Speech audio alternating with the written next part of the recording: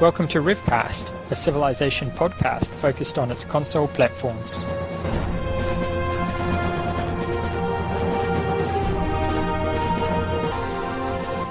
Elthrasher, Duke Blue, 1987. ScottieX.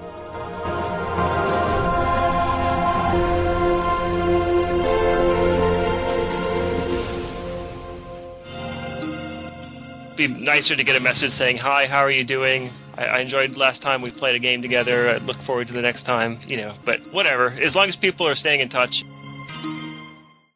I'm elthrasher. With me is ScottieX, and our guest co-host this time is Craig, a.k.a., what is it, Grizzly Tigers? Yeah, Grizzly Tigers.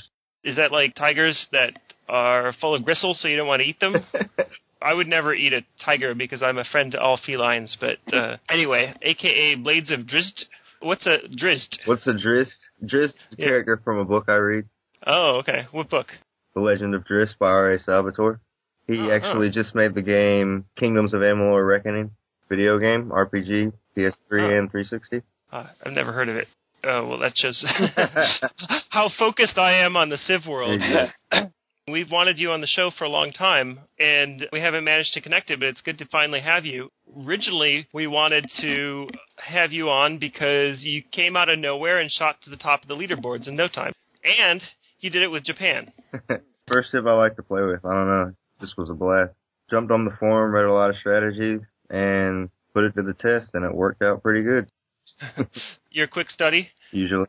For the second round-robin tournament, or World Championship if you like, the first, second, and third rounds are all proceeding. They're all pretty close to being into the finals. So I guess we can sort of guess at who's looking good for those positions. Probably be Liam versus Duke. And for the second one, it's still a bit open. Morpork's definitely in.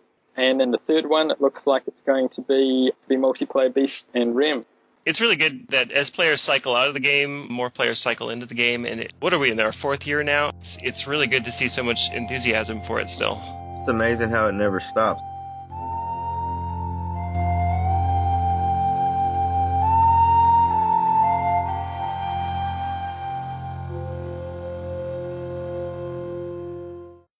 We were going to take a really in-depth look at the first 20 turns of the game. I've never seen anyone not claim that the first 20 turns, or even the first 10 turns, are by far the most important period of the game. In fact, what percentage of games would you say finish in that first 20 turns? Maybe in ranked, half the games do. Depends on what you mean by finish, because some games are effectively finished. Well, playing you, for example, you could get an advantage in that first 20 turns that is just not possible for me to come back against. Well, finish in that one of the players leaves the game voluntarily or not. I guess if you're in a hopelessly lost position and you decide to just stick around and enjoy the ride, then that game's not finished, really. But most of the time, people will throw in the towel and hope to get a better game next time, which is totally understandable. I think it's a high percentage of games that actually complete in that period. I mean, I've had domination victories in 15 turns or whatever, just because of weird things people do and good luck and whatever, horse rushing, stuff like that. I think some of these things are things that we've talked about a little bit before. Maybe there's a degree of detail that we haven't really gone into. So let's start with you, Craig. What do you do first? What do you do when you're loading up the game? What are you thinking about? What are you going to look for on the map? What is your initial strategy starting out? I mean, I always pull back and look for mountains, just try to get an idea where everything's at. Maybe you'll see a Civ on the second turn, because AIs never pop up on the first turn, obviously. But right, the AI settles after the first turn. I'm always looking to walk. I'd say, I know a lot of people say they only walk 50% of the time or so. I'd say 95 out of 100 games I move my settlers. Does that depend on Civ, or does it just depend on... Well, all right, I guess if I'm playing the Zulu, which I never do, then I'm not going to walk that much. But, yeah, almost every other Civ, I'd say, yeah. Would you walk with America? I'd love to walk with America. Really? Okay. I think America's one of the really good ones to walk with, because you can settle on your GP if you have to. Yeah, you can move and settle the same turn. Exactly. Which is good. I don't know, I was with the top 3 Civs, personally, but I'll generally move with anyone else. And I'll move if it looks like I'm way on the edge of the map or way down the peninsula or something like that. Then it's automatic. If you're playing against someone good who starts in the middle of the map with good access to all the gold and all the AIs, and you're way on the edge, you're just going to be too slow. You're just not going to be able to get that good start, and your opponent is, and you lose out on those important turns, because the amount of gold that you're going to make in the first 10, 15 turns compared to how much gold you're going to make in the 20 turns after that, assuming the game goes that long, it really can't even compare unless you find the 7 cities of gold.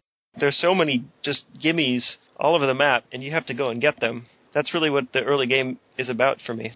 Looking at mountains, what do the mountains tell you? A lot of times the mountains tell me where the continent will end, hopefully. The second turn is obviously you're going to see borders, hopefully. Do you find that you can locate AI by looking at mountains that often? Because, I mean, maybe it's because 10% of the games, but I mean, it's still 10%? So. Okay, yeah. I mean, that's way higher than me. I mean, it could just be that my TV is not that great. I think you can see them or you can't see them, except for certain colours are slightly harder to pick out than others. Yeah. But I mean, you should be able to see them or not see them. I mean, half the time I think I see America, it's just a lake or something. Yeah, sometimes you get fooled by that, but probably a really careful look and you'll be able to tell the difference. Mm-hmm. Yeah. I'm definitely doing that too. On your first turn, you want to look at mountains, see if you can kind of get an idea. But more likely, second turn, and this is still only 10%, like you'll see a border or something, and you'll get an idea of where an AI is, so you can sort of head off in their direction, maybe. I do have to say that when in doubt, moving toward more mountains is pretty much always the best choice to make. If you have two directions that you can go, and they look both equally good, and one's got 3 mountains, the other's got 2 mountains, go for 3 mountains, because it's just... There's a larger area. It's more mountains means there's more land in that direction. Sometimes I'm choosing to go the other way on the basis of that it looks like I'm going to have to walk around the mountains and I won't have a lot of settling spaces there. And if I go the other direction, let's say I've got a pretty good idea that there's amount of continent going that way, it looks like I'll have more spaces to settle. So maybe the mountains are spread out. Yeah, you would like spread out mountains, but if you just see a few in a direction, you see a lot in the other direction, I would always go toward where there are a lot of mountains, because if there's just a few, that could mean that there's just a little peninsula there with a couple of mountains and not much else to see. A lot of times it depends on where I'm at on the map, too. If I feel like I'm starting off on a peninsula, then I'm definitely going to walk towards the mountains. Right. If I start in the middle of the map, then a lot of times, like Scotty said, I'll walk away from the mountains because I think there's more area to walk around and find stuff. The other thing to do on the first turn is find out where you are on the north-south axis. Oh, for sure. Yep. You'll scan up, you'll count to 8 or so, and you'll scan down and maybe find 5 or something in one direction and 10 in the other in terms of moves. What are some other things that you can do in 4000 BC before even deciding to move your settler that might help inform your decision somehow? Obvious thing is look and see who you're playing. Yeah. Yep. Zulus, you're going to be thinking slightly less about walking too far. Aztecs even the same way, because they can have that early stuff on that first turn. They'll have an advantage over you if you settle right next to them, even Germans or something. And the Chinese, because they'll have the 3 pop. A lot of times they can get theirs out a lot faster. All that's true. It shouldn't have much bearing on your first turn unless you spawned incredibly close to that player and you both move in the same direction. I mean, I kind of think of it as the first couple of turns of movement are basically free. You could put yourself into a worse place. But if you're that close to one of those civs and you're not someone who also has an advantage, like the Arabs or something like that, you're in a tough spot. Saving that turn of movement, it's probably over anyway, so I wouldn't worry about that. Okay, my opponent's Zulu or Aztec or something like that, and I'm France or something. What I would think about is I've located a couple of barbs here. I haven't engineered a walk-in on Spain or anything awesome like that, but maybe I should stop here and make sure I get this gold. Playing the Zulu, I'll settle by the first cut I can find half the time. I don't like to be walking around too much. Those first 2 turns are free or so, usually, like you said, but I don't want to get caught walking around to an MP army or an MP unit. Well, I can understand that. If your opponent is not so good and just is going to try to MP rush you and then be like, well, I don't know what to do now if that didn't work, then that's going to be pretty safe. If your opponent is an actually good player, I think you need to stick your neck out and try to really get something, because what else are you going to have?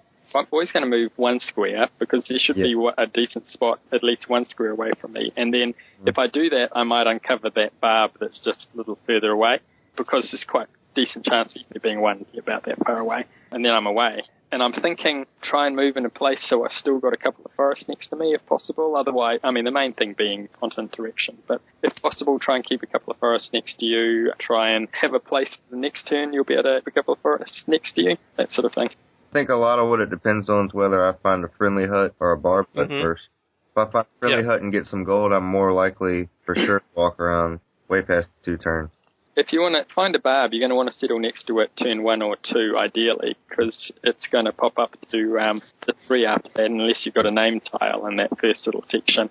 Yeah. It's going to waste on average, about 2 turns, because, you'll get wounded 1, and then you'll attack him again, heal and then attack him again. So, and those turns, quite crucial loss at the beginning, to be 3 turns behind the other guy. Right. If you're going to do the barb huts move, you want to settle turn 1 or 2. If you've missed that chance, you may still have to settle next to him and hammer it out. But then again, you might be thinking extra 1 turn and go and look for that name. You hammer it out and you take that barb and you say, oak, give me oak. Don't give me, I don't know, something stupid. Don't give me pottery. Yeah. Yeah. I think that when playing behind, you have to just stick your neck out more and go for the awesome walk-in on the Spanish or the Arabs or something like that. A mediocre French start is going to lose to a good Zulu player almost every time. But how often are the Zulu players good Zulu players? Well, not very often, but absolutely granted. So you have to take that into account. You have to make an estimate of relative skill levels. If you know nothing about your opponent and it's a ranked game, if you are a frequent listener and or contributor to the show, then you're probably a better player and you can probably do what you guys are recommending. If you know your opponent, maybe you're playing against me and I'm playing the Zulu because I want to camp all your tiles and laugh at you. I think you need to push it a little bit. I think you need to take the risk, because if you get 70 gold and then there's 3 impy armies coming at you and you're like, okay, I'm going to fortify a warrior army in my capital and they have 15 gold left. Camp all their squares and they won't be able to do anything else for this. What kind of game are you going to have? You're not going to be able to do anything. Exactly. Sit there in your one city and let your culture go rig and wait for me to switch to democracy so you can finally work your tiles. Right? Yeah, that's going to work. If I'm India, and I guess I'll go ahead and say this about Spain and, England, I'm not looking for goodies when I'm trying to settle my initial settler. I'm not looking for dyes, England, and I'm not looking for Wales. I'm looking for huts and barbs and AIs to take out. Once I start and get a good position, my 100 gold settler can go right to those whales or right to that die and start doing awesome. But I think it's much more important to try to find money or, other civs to take out, etc. I agree with you. I think that if you're England and you don't find a bunch of money or whatever else, but you do find die... You can save yourself, yeah. That can work out pretty well, and the same with Spain and the whale. For 100 gold settler, you're wandering along and you see die, and my immediate thought is that's a forest plus 1 gold, because it's going to be sitting on gold to start off with. I'm going to treat it kind of like... Well, that's true, but the thing is you can also attack horseback riding or bronze working on that 1 tile in 4 turns. Oh, yeah. It's not that it isn't good, but you're not going to be going hugely out of way to stick your capital on it, because if you start putting your settler in down a peninsula or something, or whatever other sacrifices to that... How many times have you been in a game with one of those civs and it's 2,800, 3,200 and they still haven't settled yet and got 100 gold taken out of AI? It's like, what are you doing? Yeah. So. That's right. Then they settle with a couple of die and your horse army walks on it. Thank you. There are those players that do or die. There's the ones that will walk their Egyptian settlers until they find 4 deserts with rivers and settle, and if it's not the Colossus, they quit. Yep. But, yeah, those aren't the most challenging opponents. If they get Colossus. Well, I don't know. And even it depends. I mean, I can see where he's coming from. It's kind of like, the luck players in poker. If they actually draw out on you, you're kind of screwed sometimes. What if you're playing from an equal position? You consider your opponent to be your equal, or your opponent is an unknown quantity, possibly your equal, and you're playing 2 civs that are relatively equal, like, say, India versus Japan. As far as you know, you have a 50-50 shot of winning. How far do you walk? When will you stop? What would make you stop walking? Well, to start off with, we want to stop if we see a civ that we calculate we can get a walk-in on. If we find a civ that we can't necessarily get a walk-in on, but we've got a good settling spot, so a couple of forests and a couple of sea squares and maybe something else, and with the idea of at least you can take them with a warrior army or something else later on. When you no longer have the turns left to get a walk-in, you know that the AI is going to have their armies up by that time. So absolute critical point is what about? 3,000? What? Well, in 3,000 they'll build their warrior, right? Yeah. Yes. They get the second warrior in 3000 BC. Yeah, 3000 BC. Their other guy walks out in another 10. Sometimes he's gone home by then, too.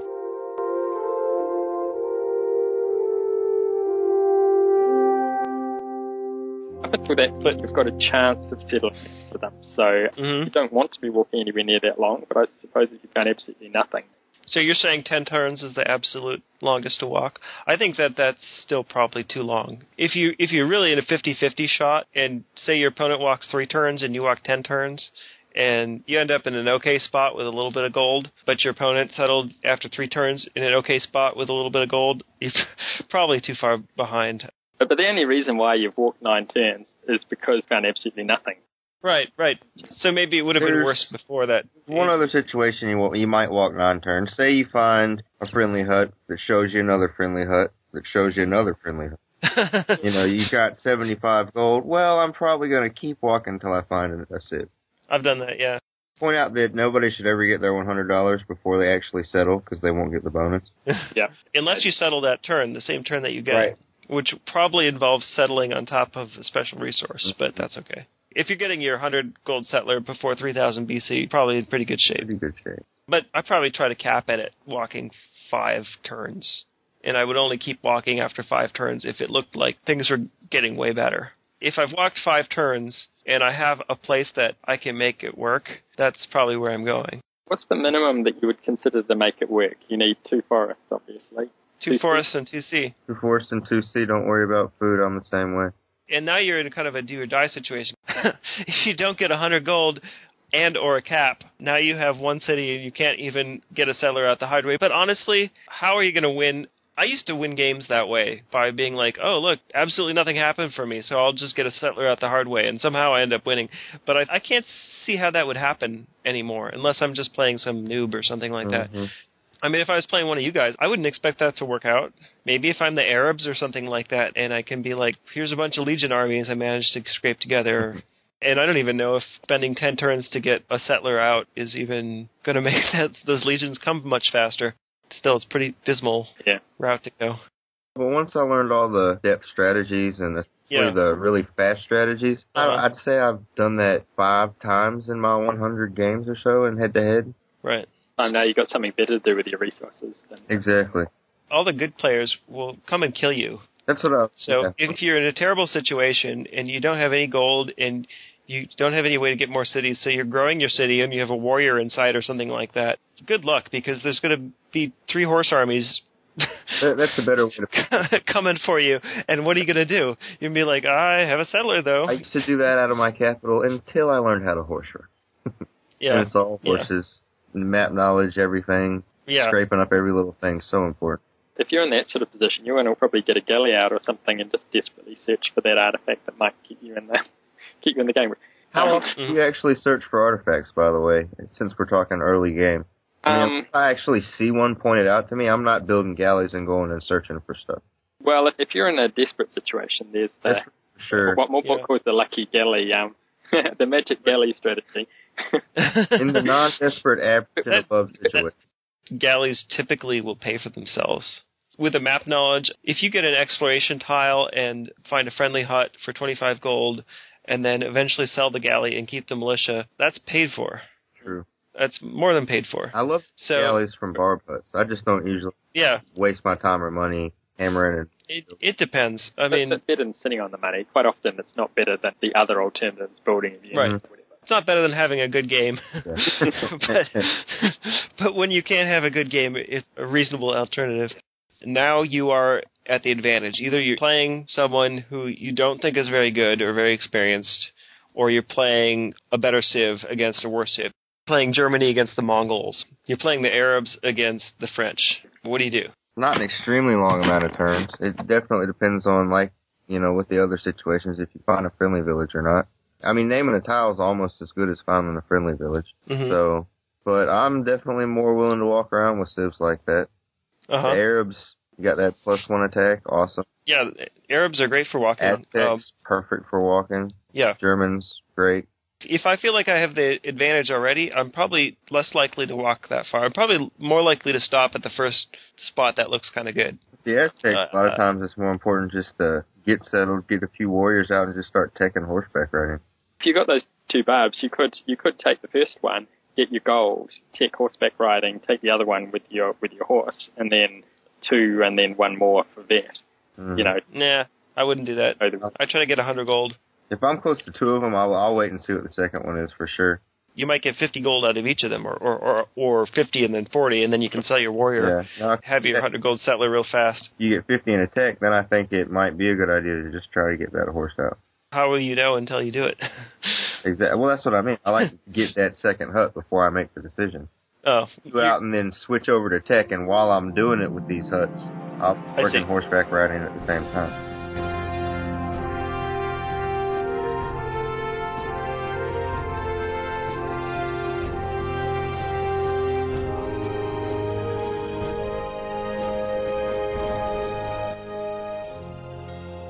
20 turns is kind of a long time. I mean, I think that in many games, we're making additional decisions beyond, okay, here's an AI I can rush, I can press my opponent, things like that. Like, I know that in some of my games with Mohawk, he has gone on teching and teched up very quickly. I think you've done that sometimes too, Scotty, in that you get to the medieval era very quickly, and not just with America or Civ that obviously wants to do that. Egyptian players usually tech up real fast because they're going for... You're right. They rush their libraries. But yeah, that's not how Scotty plays, though. I think on the other end of the spectrum is Duke, who will stay an ancient for a really long time, probably longer than one might think is advisable, and he'll build a lot of units, and then he'll start teching up, where he's really, really not concerned about having Code of Laws right away or getting to irrigation or something like that, because he knows that he's got so many units on the map. Like, anyone who techs up really quickly is going to get overwhelmed by all these units because, oh, you got Code of Laws and you built 3 settlers. Well, here's 5 horse armies or something like that. Well, how are you going to defend against that? So you settled in a good spot. You took out an AI. You picked up some more gold. You settled your 100 gold settler. You are maybe maneuvering around trying to track down your opponent's horse army or something like that. Do you tech bronze working, or do you just expect that you'll get it by attacking somebody? Do you think about legions right away? I know that I have won games against good players who spent too many early work units teching, and now you've got 5 techs, which means that all of your gold rushing costs are increased by 50%, unless you're America. And you have maybe too many cities to defend, and you didn't build enough units, and now I corner your horse army, I kill it, and you have no defense. But there's certainly another side of that coin. If your opponent builds a bunch of legions and has Code of Laws and starts building an empire, and your armies get killed, now you've basically lost. I think in a lot of games, you'll both expand out, and if it doesn't get resolved early on, so if the game is still in the balance, you're going to have located some choke points and all of these sort of things, and you're... If you can get too worried and make him have to come for you, feel that you've got the better space, then if you sense that and you go for and you build some units as well, it'll be real hard for him to win on the attack because you're close to your cities, you'll be able to rush units, you'll be able to do all this sort of stuff. He'll have to actually have built all those units and have shipped them over to you. And so the advantage is actually with you fighting on your ground, and you'll which you know better than he does as well. So the player who senses the other guy's winning and starts to get desperate, if you like, you want to give them the impression that you're ready to go, ready to expand out and make them have to come for you. So let's talk specifics. I can agree with that in some. I think you can't always adopt that stance. Something clicks for your opponent, and now suddenly you're like, oh my gosh, I have this perfect defensible position, but I'm losing the game because my opponent is for some reason able to expand and tech more quickly than I am. You mean a wonder or something? Could be a wonder, could be, whatever. Maybe he got a better great person. You got an artist, but he's playing France and you can't flip anything. He got a builder, and now he takes out Madrid and gets navigation. He builds the East India Company. He's got galleons, and he's settling Wales, and now he gets Code of Laws. And you're like, oh, wow, he's probably doesn't feel the need to come from my capital right now. And awesome defensive position, but it's useless. But we're not actually necessarily committing that many resources to the defensive position. You're just knowing that he's coming for you and scouting him out. When you go into your unit rushing phase, you're now thinking, where's that Madrid? Where's these other things? But you are also at the same time going, okay, he's probably going to come for me. He's going to come across past these routes. Right. So you have your horse army out. You have a capital. What do? So assume your opponent's in the same position. You each take a capital, you each have a horse army out, and you each have 100 gold. What do? you've kind of got a choice of, are you going to try and get code laws and things and expand out? Are you going to try and go bronze ironworking, build a whole bunch of legions and just with the legions, or are you just going to build some more horses and go after them? Continue to explore with my horse army, which is probably what I took that capital out that you're talking about, and then focus more on getting code of laws and start expanding in my area.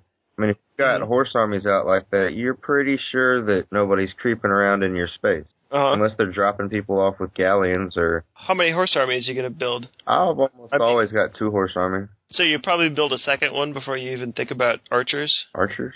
Not going to build archers. Good. No, I don't build archers. My best defense is just having an offense. If you have intel, like Scotty was saying, on where somebody's coming, have another horse or something in front of your horse army, let them attack that and just dump the leftovers. It's also interesting to talk about archers, because we know building archer armies in all of your cities and fortifying them there is not a very efficient route to go. No. But I think that building archer armies, or even single archers, and moving them towards your opponent can be a good way to put pressure, because if an archer army marches into your land, you don't necessarily want to hit that with your horse army, because there's probably a horse army right behind it and kill you. And that's a 30 hammer exchange for a 60 hammer exchange. It's not favorable to you. What it kind of does is it kind of makes you build some units to block it anyway. Like maybe you have to start putting units on your tiles, because otherwise that archer army is going to walk up and sit on your tiles. I almost always get archery as one of my first couple of attacks, and it's usually because I'm around some fish somewhere. But, I mean, I like to go ahead and get it out of the way just in case. You're going to get it before you go for Code of Laws? I'm going to build horsemen, and then I'm probably going to get bronze working, and then I'm going to start making my run for Code of Laws. I generally don't worry too much about fish. Bronze is the stepping stone to ironworking. I'm not expecting to do a hell of a lot of archer-based defense. It's going to be legions coming after the guy. But you do have to get it early because of that. Another reason to get bronze working first, if you're not using it just to get iron working, is if you're taking out a civ like Spain or England and it's past 3000 BC, they probably got bronze working. You don't want to get that instead of their awesome. Right. So. Yeah. Yes. That is definitely a reason to start teching, or even buy it from them. If you think you're going to take it that same turn, you can buy it from them and then attack and get most of your gold back.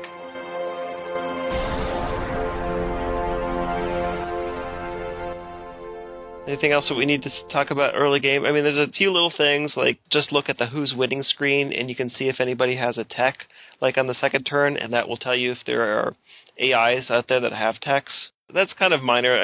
I think the best thing you portrayed with this episode, without actually saying it, is moving your settlers is incredibly situational. There's no one to do it every game. That's true, but I'll almost always do it. When you check to see what he settles, you get an idea of what sort of position he's going to be in. Second turn settling is probably next to a barb if he's a good player. If he settles a few turns later, maybe he's close to an AI cap. Settles fairly late, he's probably in trouble.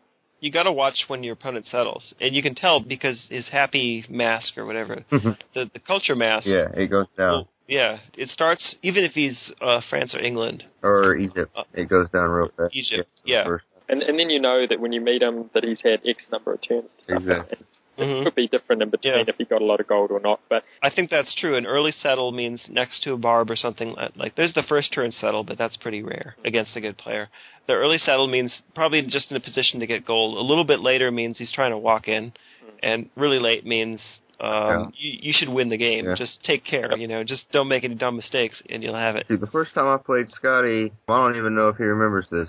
It was right after he had switched over from PS3. He hadn't settled at like 2800 BC. I was like, what the heck is going on? I thought this guy was supposed to be good. And then the next thing I know, he settles. There's huge warrior army right outside of my capital. All my horse armies are just out of range, and boom, it's over. His settlers sneaked up past your horse armies. Exactly. That's what we call lucky. Exactly. It was skill. Definitely skill. This has been RevCast. Thank you, Craig, for joining us. Can we have you again sometime? It'd be my pleasure. Awesome. So, elthrasher and ScottieX signing off. Catch you next time.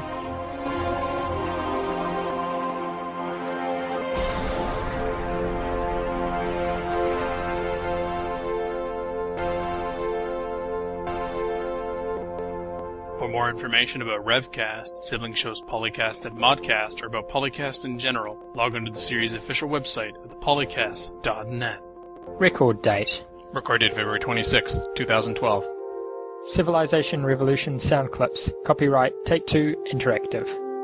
Copyright Civilized Communication at civcom.net.